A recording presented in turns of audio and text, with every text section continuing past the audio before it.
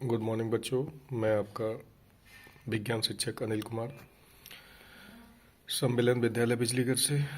बच्चों, जैसा कि आप सबको पता है, मैं पिछले 1 महीने से श्रेष्ठा स्कीम की तैयारी के लिए फ्री कोचिंग दे रहा हूं अम्बेडकर वाचनालय पुस्तकालय पर। तो जो भी बच्चे अब तक नहीं जुड़े हैं उससे वो जुड़ जाएं जल्दी से ही और इस परीक्षा का लाभ उठाएं। श्रेष्ठा स्कीम के बारे में बता दूं बच्चों कि इसमें कक्षा 9वीं से लेकर 12वीं तक आवासीय सुविधा के साथ निःशुल्क शिक्षा दी जाती है भारत के किसी भी सीबीएसई बोर्ड के स्कूल में सीबीएसई पद्धति द्वारा। तो इसी में हम करंट जीके जो आती है, करंट अफेयर्स, ये बच्चों लगभग 15 क्वेश्चन आते हैं 15 नंबर के। उनके विषय में मैं आज एक वीडियो भेज रहा हूँ 20 क्वेश्चन की। आप पूरा वीडियो सुने, चैनल को लाइक करें और सब्सक्राइब कर लें जो नए नए बच्चे जुड़े हैं उनके लिए। तो पहला क्वेश्चन है, सुदर्शन सेतु हाल ही में उद्घाटन प्रधानमंत्री श्री नरेंद्र मोदी ने कहाँ पे किया? एक सुदर्शन सेतु यानी एक ब्रिज है, ये एक पुल, जिसका उद्घाटन प्रधानमंत्री श्री नरेंद्र मोदी जी ने कहाँ पे किया है? तो बच्चों, ये द्वारका गुजरात में है और ये सबसे लंबा पुल है, लगभग 2.32 किलोमीटर, लगभग 2.5 किलोमीटर लंबा पुल है। भारत का सबसे लंबा पुल, जिसका उद्घाटन भारत के प्रधानमंत्री श्री नरेंद्र मोदी जी ने गुजरात में किया है, गुजरात का द्वारका शहर। अगला क्वेश्चन, किस देश ने पहला अंडर-19 क्रिकेट विश्व कप जीता? बच्चों, तो क्रिकेट विश्व कप जो है क्रिकेट का सबसे बड़ा महाकुंभ या सबसे बड़ा खिताब होता है और ये अंडर-19 क्रिकेट विश्व कप जीता है पहला भारत ने और इसमें उप विजेता रहा है इंग्लैंड। अगला देखें बच्चों, हॉकी विश्व कप 2023 किसने जीता? तो इसका आंसर है बच्चों जर्मनी और उप विजेता रहा है बेल्जियम और ये भारत में ही हुआ था हॉकी विश्व कप 2023। अगला क्वेश्चन, मिस यूनिवर्स 2022 का खिताब किसने जीता? बच्चों, तो मिस यूनिवर्स 2022 का खिताब, 22 का जो खिताब होता है वो 23 में होता है और वो अमेरिका में हुआ था और आर बॉनी गैब्रियल एक महिला थी, उन्होंने ये पुरस्कार जीता था। भारत की पहली महिला फाइटर पायलट कौन है जिन्होंने विदेश में फाइट के लिए चुना गया? तो इसका आंसर है बच्चों अवनी चतुर्वेदी। फाइटर पायलट का मतलब होता है ऐसा फाइटर जो लड़ाकू विमानों को उड़ाए, यानी जो युद्ध अभ्यास में, युद्ध में जो इस्तेमाल होते हैं विमान, उनको उड़ाए। सादा पायलट होते हैं जो कमर्शियल पायलट जो फ्लाइट उड़ाते हैं जैसे यात्रियों वाली, वो अलग होते हैं, फाइटर पायलट अलग होते हैं। अगला देखें, किस फिल्म के गाने नाटू नाटू को गोल्डन ग्लोब अवार्ड 2023 दिया गया है? गोल्डन ग्लोब अवार्ड जो है बच्चों वो फिल्म और सिनेमा जगत में दिया जाने वाला प्रतिष्ठित अवार्ड है 2023 का और ये नाटू नाटू गाना जो है RRR मूवी जो थी उसका गाना था, उसको पुरस्कार ये मिला था। 17वां प्रवासी भारतीय सम्मेलन कहाँ आयोजित हुआ? बच्चों, प्रवासी भारतीय का मतलब ऐसे भारतीय जो भारतीय मूल के तो हैं लेकिन विदेश में जाके रह रहे हैं, उनका सम्मेलन, उनकी एक मीटिंग होती है, वो मध्य प्रदेश का इंदौर शहर, जो कि विश्व का, भारत का सबसे सुंदर शहर कहा जाता है, और इंदौर में हुआ था और इसको इंदौर, मध्य प्रदेश को टाइगर स्टेट भी कहा जाता है बच्चों। अगला देखें, भारत की पहली अंडर वाटर मेट्रो किस शहर में शुरू होगी? अंडर वाटर मेट्रो का मतलब है पानी के नीचे चलाई जाने वाली मेट्रो रेल सेवा, जो कि कोलकाता में शुरू होगी, पश्चिम बंगाल, कोलकाता। कोलकाता बच्चों हुगली नदी के किनारे बसा हुआ है, ध्यान रखिएगा।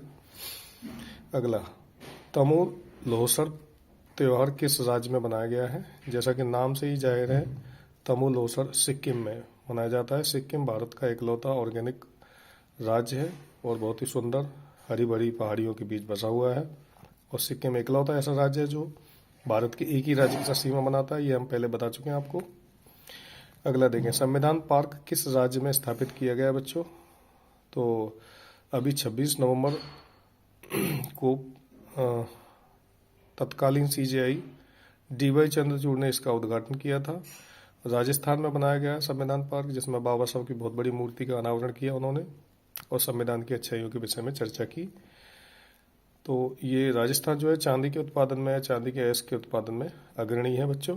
राष्ट्रीय स्मार्ट सिटी पुरस्कार किस शहर ने जीता? देखो, अभी मैंने बताया था भारत का सबसे सुंदर शहर इंदौर मध्य प्रदेश है और इंदौर के बारे में कई सालों से ये राष्ट्रीय स्मार्ट सिटी पुरस्कार जीतता आ रहा है। 2022 का इसने जीता, 21 का भी और 20 का भी।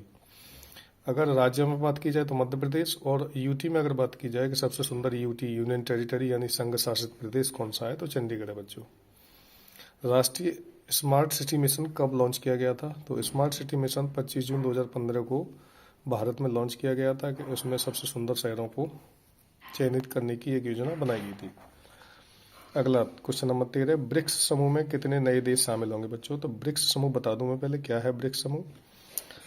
भारत के अलावा 5 देशों का ये समूह है, जिसमें ब्राजील, रूस, भारत, चीन, दक्षिण अफ्रीका। पहले पहले अक्षर लिए गए हैं, बी से ब्राजील, र से रूस, आई से इंडिया, सी से चाइना और ए से साउथ अफ्रीका। तो ये 5 देशों का समूह है जिसमें 6 नए देश शामिल किए गए बच्चों। नए देश कौन कौन से हैं, अर्जेंटीना, मिस्र, इथोपिया, ईरान, सऊदी अरब और संयुक्त राज्य अमीरात यानी यूएई। अगला देखें, एमरसन मांगवा, ये एक व्यक्ति का नाम है। एमरसन मांगवा किस देश के दूसरी बार राष्ट्रपति बने हैं, तो ये जिम्बाब्वे है। अफ्रीकी देश है जिम्बाब्वे, दक्षिण अफ्रीका में। इसकी राजधानी है हरारे। इसके ये दूसरी बार राष्ट्रपति बने हैं बच्चों। अगला देखते हैं क्वेश्चन, यूनेस्को के पहली बार किस देश को वाटर मैनेजमेंट सिस्टम के लिए चुना गया है, यूनेस्को एक संस्था है बच्चों, अंतर्राष्ट्रीय संस्था, जो united nation educational, scientific and cultural organisation, मतलब पूरे विश्व में सांस्कृतिक गतिविधियों में जो भी तरक्की या जो भी काम होते हैं उनमें अच्छा और उसका मॉनिटरिंग करता है ये संस्थान, अंतर्राष्ट्रीय संस्थान है। इसका मुख्यालय पेरिस में है, फ्रांस, और महासचिव हैं आंद्रे अजोले। तो यूनेस्को ने पहली बार किस देश को वाटर मैनेजमेंट सिस्टम, माने पानी का मैनेजमेंट कैसे किया जाए, उसको ट्रीट कैसे किया जाए, क्योंकि आपको पता है भूमिगत जल वैसे ही दिन प्रतिदिन कम हो रहा है बच्चों, तो उसके लिए मध्य प्रदेश का ग्वालियर शहर चुना गया है यूनेस्को द्वारा। अगला क्वेश्चन, चंद्रयान-3 की लैंडिंग स्थल को किस नाम से जाना जाएगा। अभी हाल ही में भारत ने चंद्रयान मिशन जो भेजा था और वो चंद्रमा पर लैंड हुआ था, तो चंद्रयान-3 का जो लैंडिंग बिंदु था जहां पर वो उतरा था बच्चों, उसको शिव शक्ति बिंदु के नाम से जाना जाएगा। जैसा कि भारत एक सांस्कृतिक सभ्यताओं वाला देश है, तो इसलिए चंद्रयान के लैंडिंग बिंदु को शिव शक्ति ईश्वर के नाम पर रखा गया है। अगला देखिए 17वां क्वेश्चन, फीफा महिला विश्व कप 2023 किसने जीता है बच्चों, तो फीफा फुटबॉल की सबसे बड़ी संस्था है, पूरे विश्व की फुटबॉल ऑर्गेनाइजेशन। फुटबॉल के जितने भी गेम्स होते हैं फीफा ही आयोजित करता है विश्व कप अधिकतर। तो 2023 का विश्व कप जीता स्पेन ने, और इन्होंने इंग्लैंड को 1-0 से हराया था, अर्थात 1 स्पेन का गोल था, इंग्लैंड का 0। और ये आयोजित हुआ था ऑस्ट्रेलिया न्यूजीलैंड, ऑस्ट्रेलिया जो कि सबसे छोटा महाद्वीप है और न्यूजीलैंड उसके बगल में ही है। दोनों देशों ने संयुक्त रूप से मेजबानी की थी फीफा महिला विश्व कप 2023 की। आगे देखते हैं, आदित्य L1 मिशन को किस रॉकेट से लॉन्च किया जाएगा बच्चों, तो आदित्य L1, आदित्य सूर्य का ही पर्यायवाची होता है बच्चों।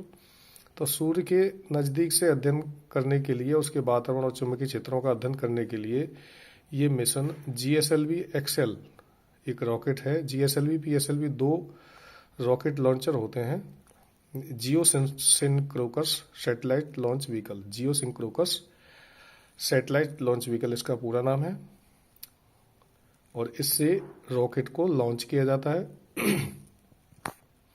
जो कि सूर्य के नज़दीक की कक्षा में जाकर, L1 कक्षा में जाकर सूर्य के चुंबकीय क्षेत्र और उसका अध्ययन करने का प्रयास करेगा। आगे देखते हैं, किस डाकघर को भारत के पहले डाकघर के रूप में जाना जाएगा।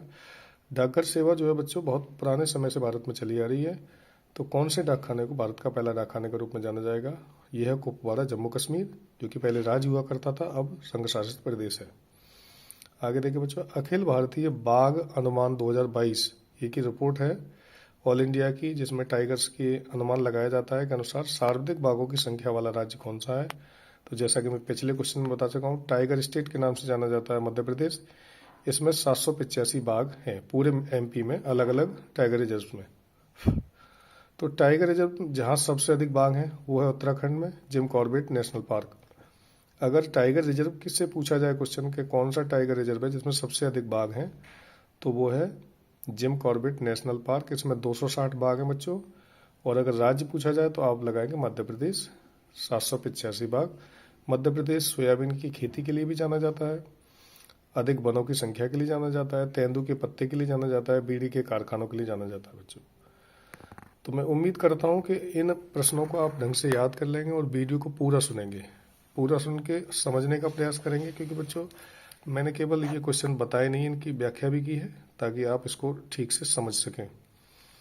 जो भी बच्चों ग्रुप से जुड़े हैं वो चैनल को लाइक जरूर करें, सब्सक्राइब करें और शेयर भी कर दें ताकि अन्य बच्चों का भी फायदा हो सके।